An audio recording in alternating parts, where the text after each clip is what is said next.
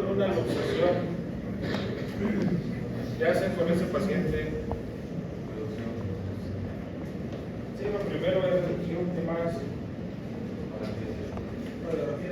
Una radiografía de control después de la reducción, ¿qué más? ¿Qué analgésicos conocen? La verdad es, bueno, tú lo vas a dar, ¿qué medicamento le van a poner?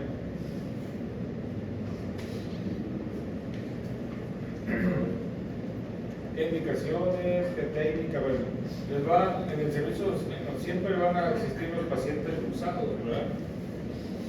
Y son un dolor de cabeza cuando no tanto que ustedes tienen que dominar la materia, pero por no tener la noción de lo que debe hacer un médico general.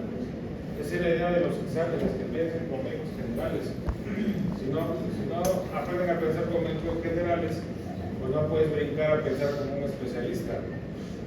¿Qué hacen con ese paciente? Es una luxación por osteotomía de codo. Está súper luxado, tiene mucho dolor. ¿Qué indicaciones le dicen a la enfermera? Ya hacía la brava. Si es un paciente que pesa 110 kilos, no te va a dejar ni siquiera que lo toques. No va a cooperar. ¿Qué hacen con ese paciente? ¿Quién escribe esa radiografía? De la mano, la P, no se dice, es dorsopalmar y oblicuo, hermano. El pie igual dorsoplantar. Ajá, ¿qué más? ¿Qué articulación está luxada?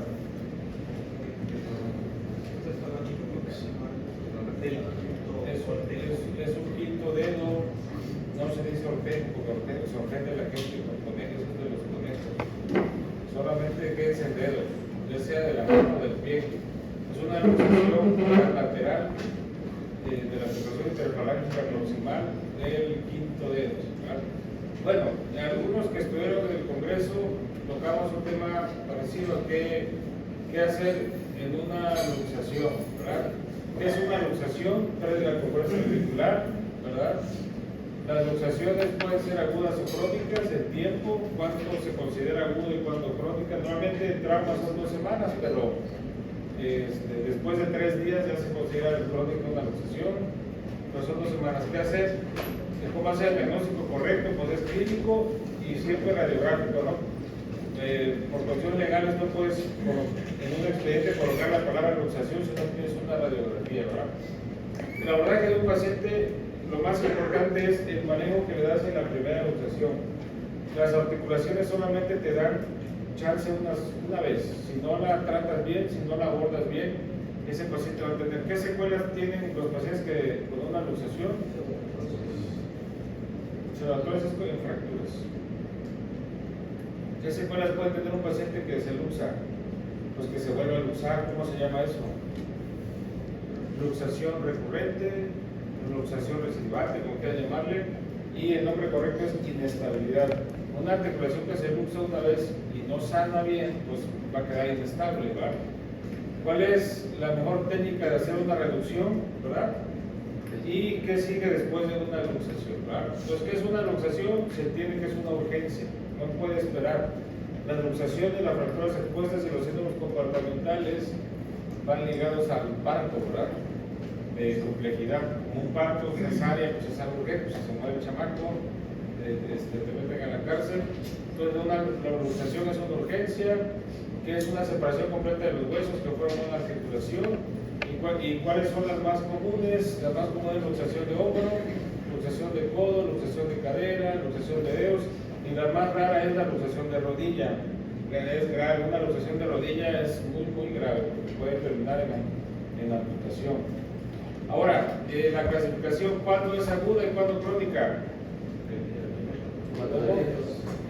El trauma son 2 semanas, pero después fisiológicamente una articulación que está fuera de su lugar en 3 días ya hay isquemia, hay dolor, inflamación, éstasis, lesión neurológica, o sea, trae un problema. Entonces, los libros mencionan que son 2 semanas, agudo crónica, lumbalgia, esas cosas. pero fisiológicamente a los 3 días ya hay daño, ¿verdad? Ahora, hay subluxaciones, sí, son las más difíciles de diagnosticar porque no presentan una clínica tan compleja como una luxación completa, como las radiografías que les mostré. Y lo más importante es una luxación, cuándo se luxó y quién la aborda. Si la atiende un inexperto que no sabe qué hacer, pues puede mandar al paciente a su casa, entonces es una maniobra que no es, o simplemente hacer una reducción y no se reduce, o hacerle una fractura. La otra cosa que hay que poner en el expediente, que muchos pacientes le dicen que es la primera vez que se luxa y la realidad es que no, ¿verdad? La realidad es que no. Y cuando dicen ustedes es que me enfermé, por eso no vine a clase. Es si hay alguna inestabilidad. ¿Cómo hacer un diagnóstico correcto? Pues hay que interrogar al paciente, ¿verdad?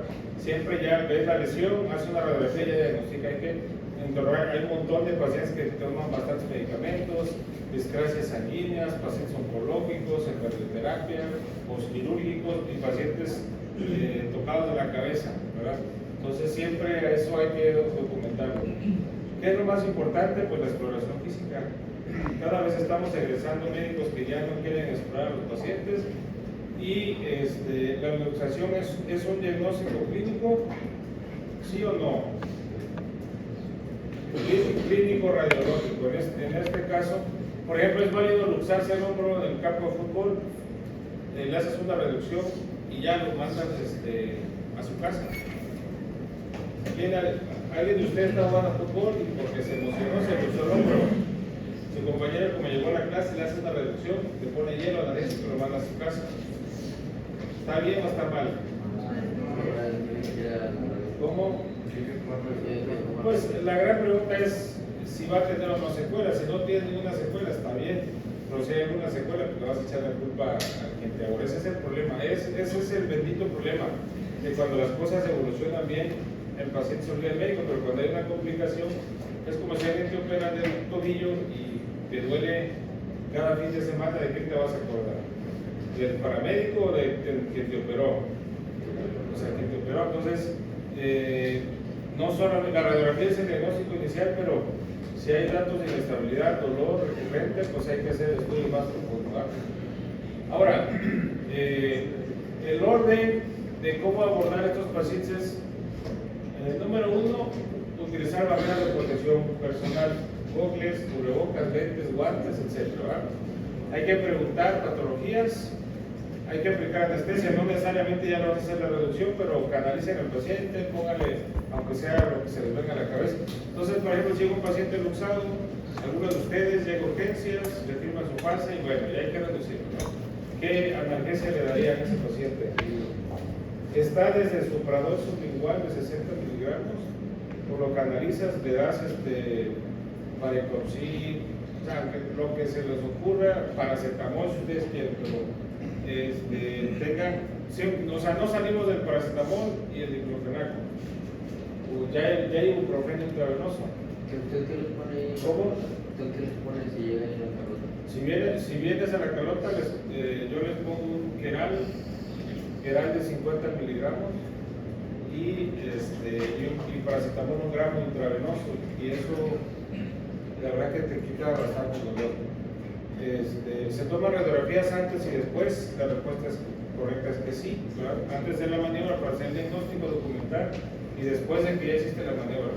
El consentimiento informado siempre hay que firmarlos. Ojo, hay consentimientos informados que lo firma un familiar y no tienen una validez oficial porque el familiar puede negarlo, lo tiene que firmar el paciente. Firma, ¿qué más funciona como declaración de aceptación?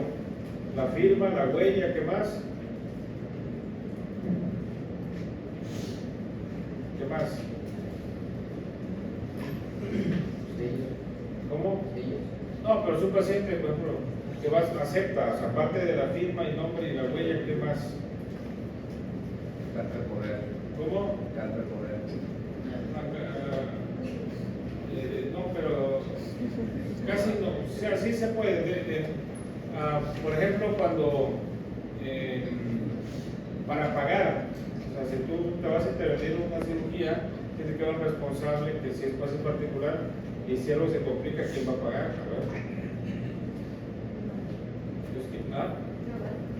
un aval, sí, un aval. La realidad de las cosas es que no hay nada, solamente la firma del paciente ni la declaración de voz, porque eso se puede manipular. Si no firma, entonces, si tú haces un procedimiento y no firma el paciente, cuando despierte, va a decir, no, pues no me hicieron nada, yo no voy a pagar. Y si no está firmado, tú lo vas a terminar pagando. Hay que dominar la técnica de reducción y no olvidar comorbilidades, hay que tratarlas, ¿verdad? ¿Cómo? Para un pago directo. Por eso es que, por ejemplo, hace 2 años hubo una demanda de un menor de edad bien compleja. Como para atender a un paciente menor de edad hay que llevar una identificación escolar y algo que ligue. ¿Cómo sabes que es su papá? ¿Cómo sabes que es el papá del niño? Un acta de nacimiento y lo hacemos. Si es de día, sí, pero si llega un paciente a las 11 de la noche, que lo atienda, pues no va a ser bien complejo.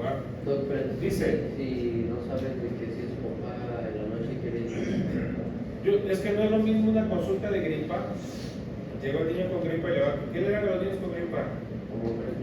Un niño de 5 años que llega con tos, estornudo y fiebre. ¿Qué le van a dar? ¿Cómo? Motrin. El Motrin viene de 2 gramos en 100 mililitros. Pesa 20 kilos. ¿Cuánto va a dar? Dice la señora, no, ya le di Motrin y no se le quita. ¿Cómo? Es normal. Hay pacientes muy educados y entienden, otros quieren que el niño ya salga, casi que saliendo del consultorio quieren que salga, ¿no? Entonces, si llega un niño con gripa, el tratamiento que le des, o sea, así sea, no lo va a matar.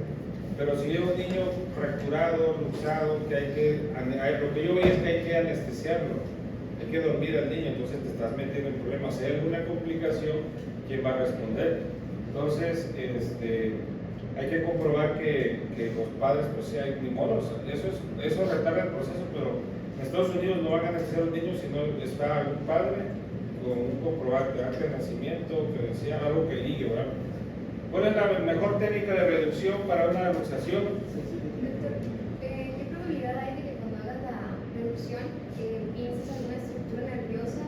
¿Eso también se hace? ¿Se evalúa de que la sensibilidad? Normalmente las técnicas, como se han hecho muchas veces, las dominas y el 99%, si tú haces la técnica correcta, no le vas a ocasionar ningún problema. Ahora, si el paciente lleva una semana con una luxación de hombro, probablemente tenga una lesión nerviosa, el nervio axilar o el nervio radial, medial, plexo braquial. Entonces ya la lesión, una neuropraxia que le va a durar 4 meses, pero ya no es tanto tú lo hiciste, sino hay que documentar al paciente con una semana de luxación, probable lesión del plexo braquial. Y sí, cuando reduces el hombro, el paciente, oye, doctor, no puedo mover el hombro, está muerto, no lo siento. Entonces ya tú lo documentas. Si haces mal la técnica, puedes ocasionar una flebitis. Por ejemplo, hay pacientes que se inflaman las venas, que manipulan tanto el hombro y no entra. Pues el paciente pesa 120 kilos y no lo cedan, el paciente no lo opera. Cuando hacen la reducción, el paciente al otro día amanece con las manos hinchadas, con mucho edema. Eso es señal de que tiene flebitis. Por haces un ultrasonido Doppler o darle de una vez Xarelto, Apixaban o simplemente Dancen, aspirina, la flor, todas esas cosas que funcionan. La otra es hacerle una fractura. Lo más común es lesión arterial, no he visto ninguna, es rarísimo, ¿verdad? Lo más común es una lesión neurológica que no se la hagas por distracción o porque tiene una lesión crónica. Lo que sigue es una flebitis por estiramiento del paquete y lo último es una fractura. Esas 3 cosas sí hay que pensar. Yo hice una revisión a una señora que supuestamente tenía un día de luxada y el otro día regresa a urgencias con la mano súper hinchada. Lo hospitalizo y tenía datos de flebitis, con cuestión que se quedó 3 días. Le dieron, ¿qué? Noxaparina. ¿Qué usan para el edema de los pies? Médicos de 4º año. Está hinchado. O sea, no es cardíaco, tuvo una fractura de tibia y está así hinchado, tiene un montón de edema, hay que mejorar la circulación. ¿Qué le dan? Diuréticos, no, lo vas a ir, no, un paciente de 25 años. ¿Cómo? Vendaje con algodón, sí, ¿qué más? Una pizza, ¿no? Apixaban es un anticoagulante, 2.5 cada 12, es la dosis estándar y cada dosis profiláctica.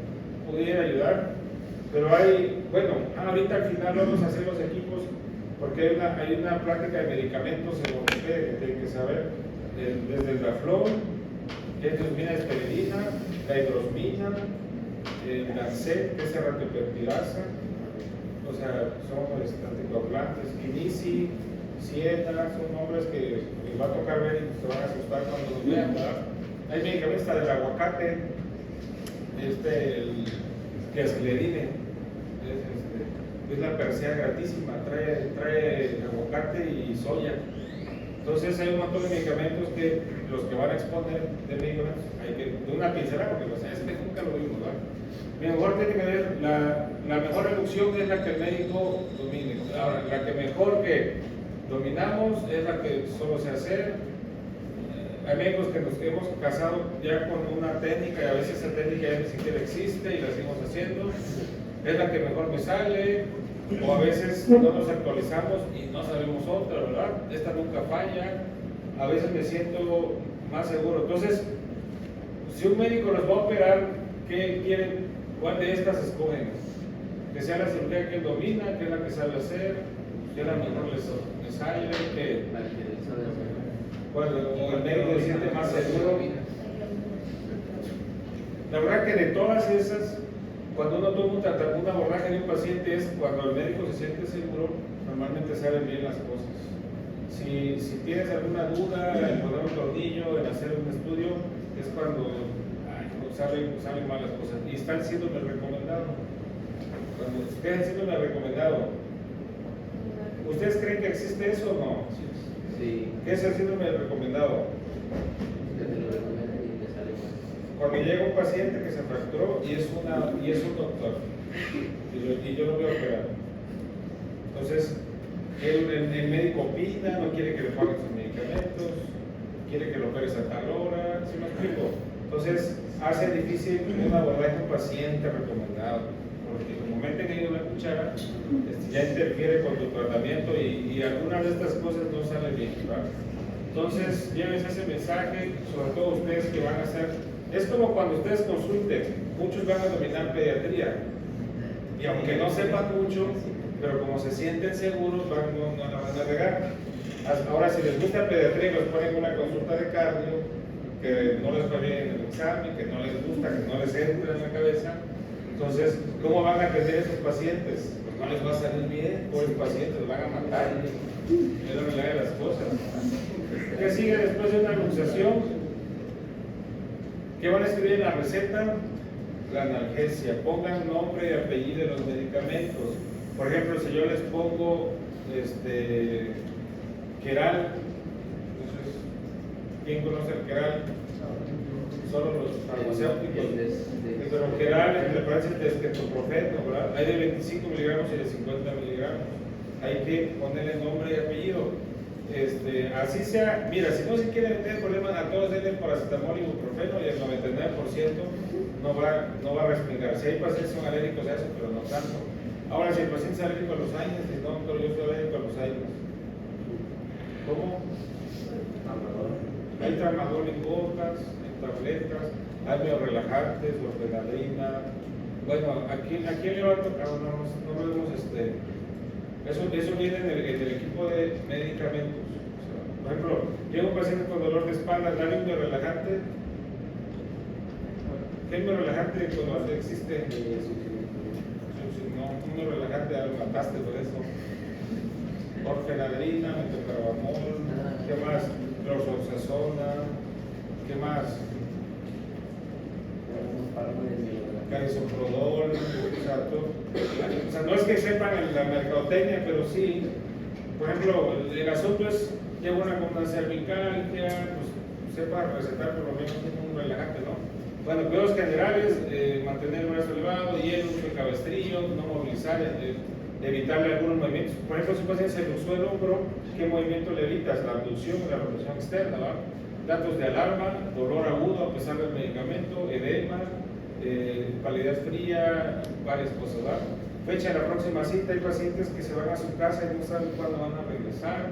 No quiere decir que ustedes le van a dar el número celular a todos los pacientes, van a estar molestando desde la noche, ¿no?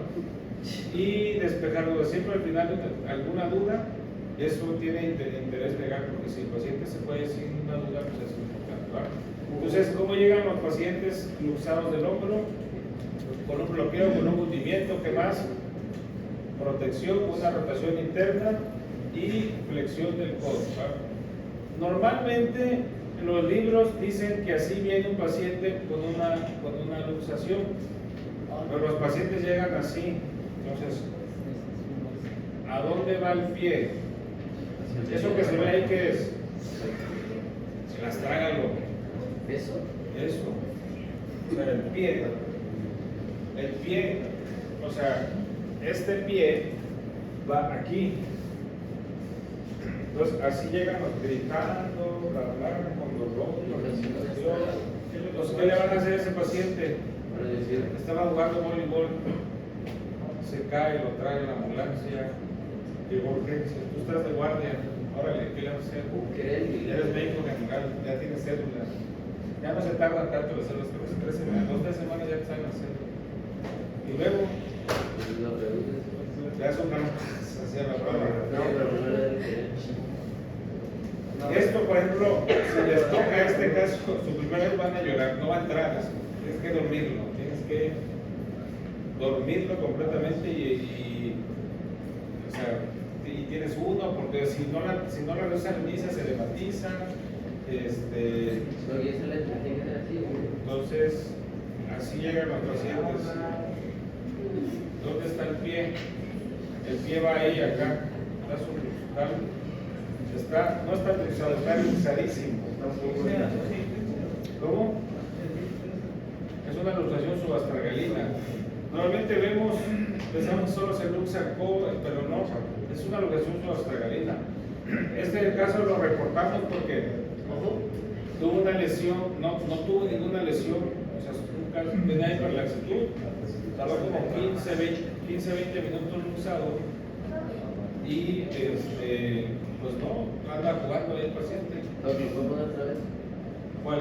¿La cadera? Son artículos de reporte. Normalmente cada año puesto enviar una revista y si está interesante el caso lo publican. Más que pues es por perder el tiempo, que no pasa nada. Esa es una luxación posterior de cadera, como la cadera, vean el corte axial primero, dónde está la cabeza del fémur y dónde está la otra cabeza. A veces envían estudios y no saben, así el paciente normal con la pata cortada, rotada, bloqueada con un montón de dolor y quieren que caminen a estos pacientes. Esa es una reconstrucción 3D, como todo el acetábulo posterior se fue. Entonces, ahora, ¿cómo reducir un hombro? Con peso. Cuando yo llego y son las 1 de la mañana y solamente está la enfermera media dormida, los internos roncando, yo hago esto, el método hipocrático. Le meto el pie a la axila y le redújalo. Normalmente si es un paciente adulto va a ser muy fácil reducirlo, pero si es un paciente grande va a ser muy complicado. Después si es en la mañana, usamos la de tracción contra tracción, que es la segunda. Normalmente ya alguien tracciona con una sábana en la región axilar y tú le das una descarga. Lo puedes relajar parcialmente, le puedes poner 3 miligramos de midazolam y 3 miligramos de propofol, 3 cc de propofol y midazolam, puntas nasales, 4 veces por minuto, lo monitorizas, no va a haber ningún problema y le haces un ultrasonido a la panza, ¿no? Que no tenga comida, porque si trae comida va a ser un problema. Hay que poner una zona nasogástrica y si no, y voy a quedar un poco. Si es en la tarde y están los estudiantes, pues no te pueden ver haciendo cosas, pues haces la maniobra de coche, ¿verdad? Ya así, como la del libro, ¿verdad? Sí, pues ya más es lo familiar. Y si estás muy atareado y el paciente viene borracho, ¿verdad? Lo único que hace, le pones un bloqueo regional y lo acuestas una maniobra de Stimson, le cuelgas Normalmente yo tengo unas trampas chinas, que son unos guantes, y le cuelgas unos 5 o 6 kilos y lo dejas ahí. Ahí que esté renegando el viejito, porque de hecho llegó un paciente bien borracho el año pasado y le dejé esto y se me olvidó. Entonces yo fui a consulta y ya mi doctor lleva 2 horas su paciente acá, pero ya, o sea, ya estaba reducido el hombro y se le dijo, pues ya denle analgésico, manden a su casa, ¿no? Ya después el paciente me reclamó, dice, estaba borracho, pero bueno, así pasan las cosas, ¿no? Ahí dice 10 kilos, pero normalmente si es un paciente arriba de 80 kilos, sí, pero si es un paciente muy delgadito, pues tiene que ser menos de eso. Pero tienen estas opciones. Está otra de la silla, sientes al paciente y en el borde de la silla que él se deje caer, ¿verdad? Es muy complejo porque los pacientes no cooperan, y hay unos que tienen un umbral de dolor muy bajo. Así como tienen fragilidad capilar, así tienen un umbral de dolor muy bajo, no cooperan los pacientes, ¿vale? Sí tengo, pero ahí los tengo en la... Esa es una luxación de codo. Haces presión en el pliegue del codo, es una tracción de la muñeca y esa es una hiperflexión. A veces la más difícil es la de codo porque no son tan comunes, no se habitúan a ver. Pero es una luxación de codo, el paciente está cooperando. Ese es un aditamento que se pide, vale como 7,000 pesos, nada más por usarlo una vez, a veces no vale la pena. Para mí es un síndrome compartimental. La primera es una luxación de codo, simplemente pues está boca abajo y le haces, alguien tracciona o simplemente haces presión sobre el olecrano y se reduce, ¿verdad? Estos pacientes sí requieren más cosas, lo que vimos en fracturas, abordarlo, radiografías, TAC, sangrado, sangre, protocolo, hablar, pero a veces su tarea es nada más poner una sábana pélvica. El de arriba, de la derecha, es una sábana pélvica neumática, eso lo traen los paramédicos cuando ven diástasis del pubis, ¿verdad? Entonces, ¿ese paciente está grave o no está grave? Está grave. Por algo está sangrando, entonces hay que reducir esa pelvis y hay que revisar si tiene más comorbilidades. No tenga miedo de pedir estudios, pero no, o sea, me ha tocado, sobre todo cuando están recién llegados a urgencias, paciente choca aquí en el oxo, se esguinza el cuello, llega a urgencia, le pide tac de cabeza, tac de coma cervical, tac de tórax, tac de abdomen, tac de pecho, simple y contrastado. Una tomografía vale como 4,000 pesos y es equivalente como a 50 radiografías, 40, ¿no? Entonces, te das cuenta que le tomaste 200, 300 radiografías al paciente, ¿verdad? Y viceversa, el paciente que viene chocado, estupuroso, abdomen tenso, inestabilidad pélvica, ¿verdad? Y solamente le toman radiografías. Digo, no, si el paciente está así ya, escanealo. ¿Por cuánto tiempo le mantiene la sábana pélvica? Normalmente la sábana pélvica funciona de 2 a 4 horas. O sea, pones una sábana pélvica y la dejas de 2 a 4 horas, ningún trauma te va a renegar. Si ya pasa más tiempo hay que recolocarla o ya cambiar de método, poner un fijador. Pero es provisional, eso es provisional. ¿Qué le están haciendo a este paciente? Ese tiene una luxación de cadera. La articulación más difícil de reducir es la cadera. Viene una actitud de acortamiento. Si es una luxación anterior, viene acortamiento con rotación externa, y si es una luxación posterior, es acortamiento con rotación interna, ¿verdad? Normalmente tienes que hacerle, alguien te tiene que sonar, ya están las manos escondidas, pero están en las creencias celíacas, haces tracción y con una sábana haces abducción. Claro, nunca se metan solos a reducir una cadera, tienen que ser de 2 a 3 personas, es muy difícil. Esa es una técnica de Alice, la de arriba a la derecha, el paciente está las manos en las crestas celíacas, una sábana te hace abducción hacia afuera y haces una tracción hacia arriba en el eje axial. La técnica de Alice es la que más facilita la reducción, pero la clave es, pues, ¿cómo llegan los pacientes? Acortamientos con rotación interna. Así llegan a llegar los pacientes. Cuando es una rotación posterior, viene con acortamiento y rotación interna. Cuando es anterior, con acortamiento y rotación externa, ¿verdad? Entonces, ¿cómo vamos a abordar ese paciente que llega luxado de la interbiológica proximal del quinto dedo? Ya le hicieron su radiografía, le va a decir, José, te vamos a hacer una reducción del dedo. y lo vas a querer tocar y va a pegar un grito el paciente. Si el paciente es muy macho, va a decir, hola doctor, jale. Pero la mayoría no, bueno, no va a querer que ni siquiera lo toques. Le pones analgesia, ahora a este paciente hay que ponerle en ayuno, hay que pedirle prequirúrgicos y llamar al anestesiólogo para que lo duerma. ¿Cómo? No es el anestesiólogo por un dedo. ¿Cómo? O sea, ¿cómo? Entonces, ¿qué? Con anestesia local, anestesia de 2 cc de kilo al 2%, 2 cc de kilo al 2%.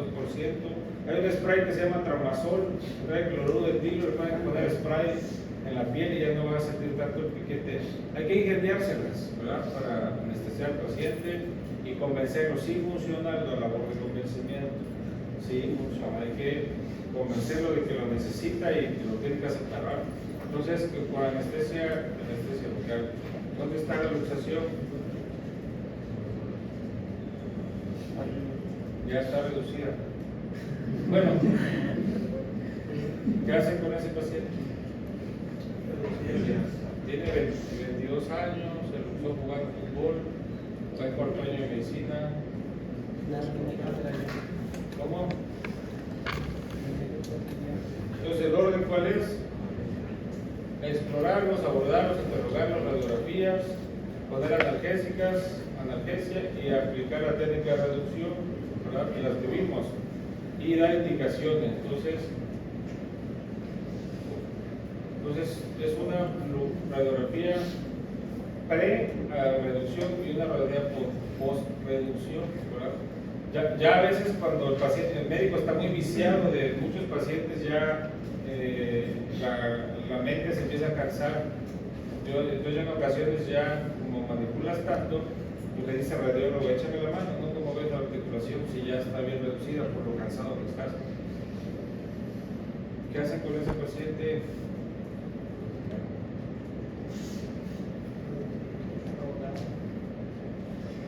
¿Qué diagnóstico tiene ese paciente? Diagnóstico. Luxación, ¿qué más? ¿Cómo? No sé, vean la radiografía, hay más cosas.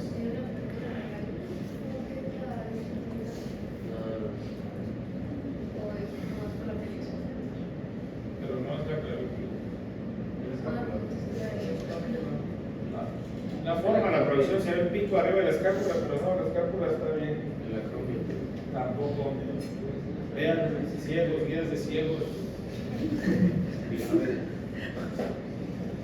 Llega el paciente, mire, está luxado, pasen a reducir de costillas. Tiene fracturas de costillas.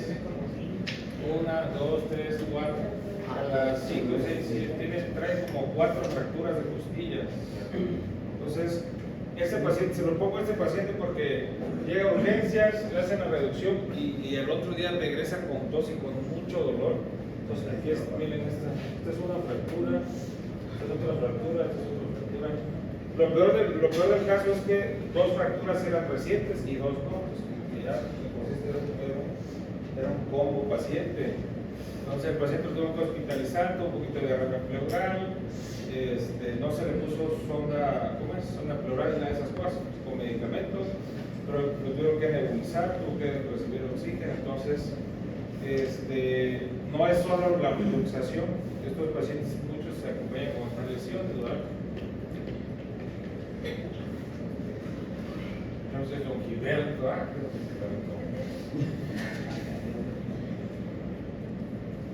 Entonces, ¿ven la diferencia? ¿Alguna lesión agregada al hombro? No, parece que no, ¿no? Bueno, es una pre-reducción y correducción, igual todo lo que se da, bla, bla, bla, bla. Y hay que ver la noticia que tiene fracturas. Ahora, ¿cómo ustedes diferencian qué costilla es? ¿Cómo pueden saber ustedes qué costilla es? Si es el arco anterior, el arco posterior de la costilla, ¿cómo pueden ustedes saberlo? Uno es, busquen la séptima vértebra cervical y la primera torácica. La primera torácica, ¿qué característica tiene? Que se une a la costilla. 1, 2. Y después pueden cortar. La otra es buscar, ahorita no se ve, pero buscar la última T12, que es la última que tiene la apófisis transversa, y cortar. En este caso, si yo les dijera, les pongo 100 a que me diga qué costilla es esta. ¿Qué costilla es esta? ¿Se ve, no? ¿Se ve? Ahí está la pestaña. Quinta. Séptima. ¿Se ve o no se ve? Esta. Quinta. ¿Qué costilla es esta? Quinta.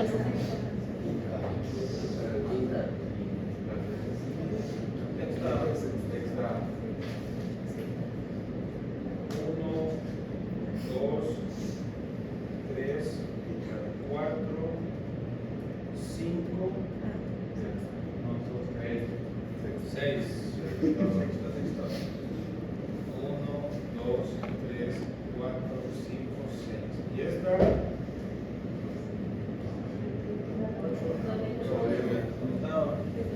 Entonces, este paciente tiene una fractura de la quinta, la sexta, la séptima y probablemente la octava. Eran 4. 1, 2, 3, 4, y esta no sé. Eran 4, pues usted tuvo contusión pulmonar, derrame pleural, hizo atelectasias, bla, bla, bla, y bla, bla, bla. Entonces,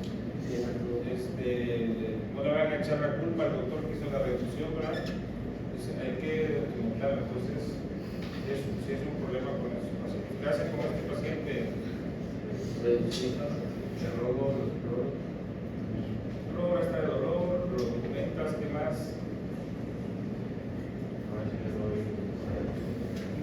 La radiografía. ¿Qué les llama la atención de la radiografía?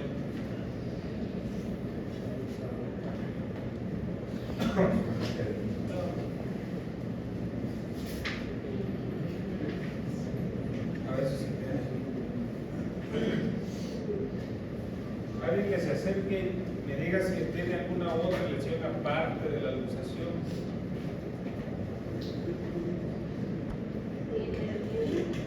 ¿Ah? Inflamación, sí, está inflamado, está reumatizado. ¿Alguna otra lesión aparte de la luxación? Se entiende que se rompen los ligamentos, ¿verdad? Se entiende. Pero en el hueso. Tiene osteoporosis. No. Lo que pasa es que aquí tengo una fractura. Tiene una fractura. Una fractura articular. Bueno, está muy difícil, pero bueno. Ahí empieza el baño.